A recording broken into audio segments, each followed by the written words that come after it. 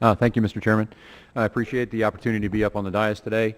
And Representative Dietrich, Senator Kelleher, if you don't mind, ma'am, could you please tell me, roughly speaking, how much money do Minnesota schools been cheated out since the BWCAW has been created? Could you give me a roundabout figure for that? Mr. Chairman and Representative Cravaack, Representative Downey in Minnesota did some analysis of that, and they went back and looked at, from 1981 forward, they estimate about $34 million is not in the permanent fund because these lands are locked within the BWCA, and there's been ongoing argument and feet being dragged, so the children continue to lose every year. Representative? Thank you, Mr. Chairman and Representative Cravaack. There was a calculation done by the conservationists with common sense, and it was determined on average that the average school trust land acre generates about $7 per acre annually for the trust fund. Based on 93,000 acres in the Boundary Waters Canoe area, this is more than $650,000 annually. The absence of revenue for 34 years would add up to more than $22 million in lost revenue to the trust fund. Then that would have increased also our land portfolio. And you know, we can't go back and get that money, but what we can do is change the current law and do the land swap and look to revenue for the future. And just to be clear, Representative Dietrich, by constitutional law, we have to make sure that those trust lands generate revenue for the schools. Is that correct? Thank you, Mr. Chairman.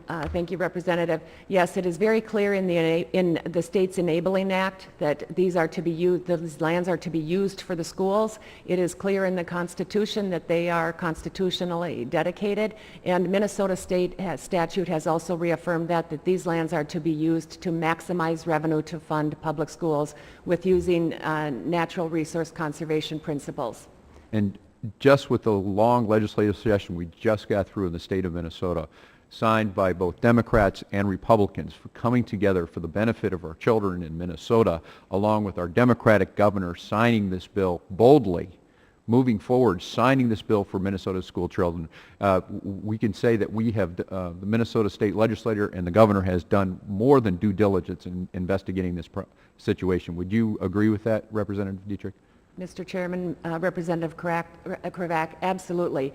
In the past 5 years, we have made monumental reforms, and in fact, the state of Utah has, and the class, the organization that Margaret Bird is executive director of, has acknowledged the state over and over again in their reforms, and actually have asked me to come and speak to class on and trying to demonstrate to other states what they might want to model and do in the area of school trust lands reform.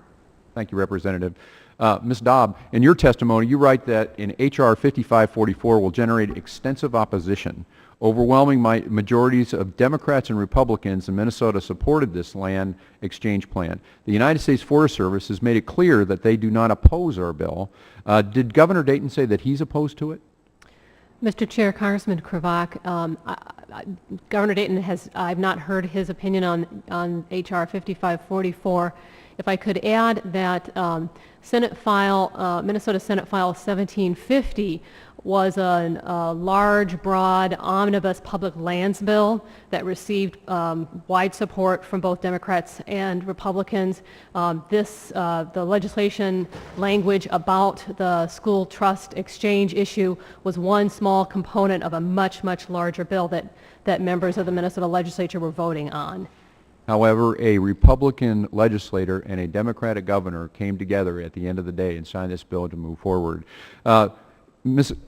Dobb, Senator Kelleher, Ms. Dobb talks about the working group in her testimony.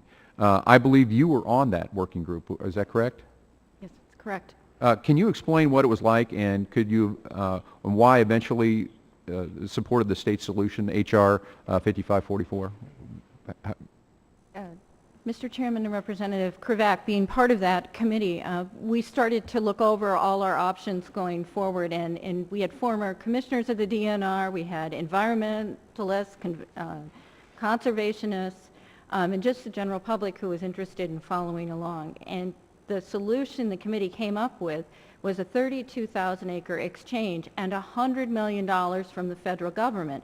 Well, it's really easy for a group of people in Minnesota to go, yeah, the federal government's going to give us $100 million for this exchange. It's sort of the easy way out.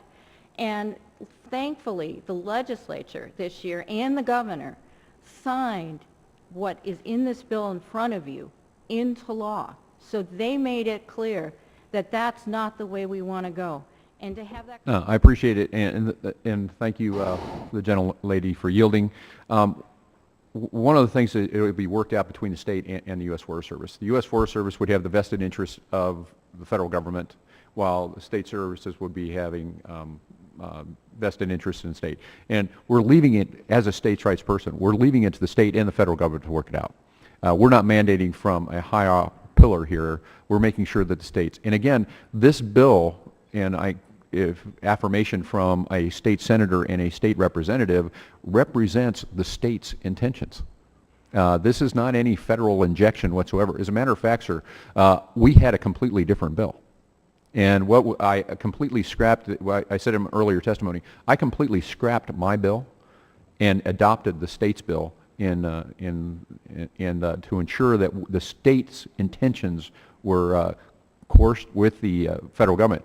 The Congress got the state of Minnesota in this problem. It's going to have to be Congress to get it out.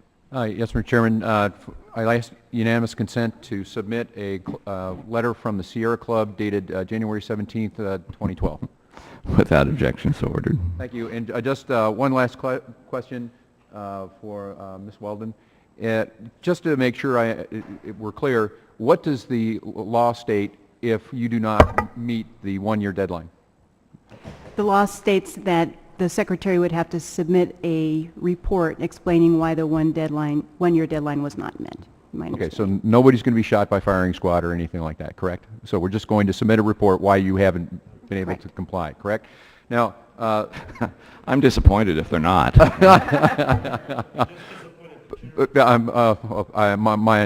My apologies to the chairman.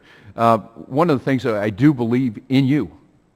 I believe in the Forest Service can get this done in a year.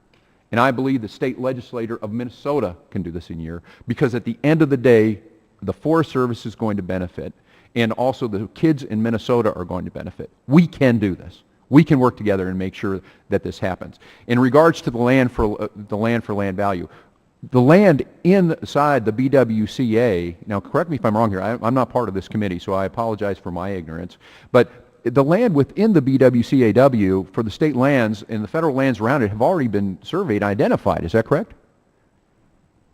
I'm not totally sure the extent of the surveys that have been done on the federal lands, but there should be a source. The Forest Service should know which lands are theirs and which lands aren't, correct? Yes, that's correct. Okay. Now, and the Chippewa National Forest and other forests that may be identified for the land swap, those lands should be identified, and you should know who belongs to those too, correct? That's correct. For exchanges, however, we have to ensure for title purposes that they're accurate. Gosh, I sure hope they are, or else we got a bigger problem. So, well, thank you very much. I appreciate it, and I very much appreciate the testimony from our witnesses today, and I yield back to the chair.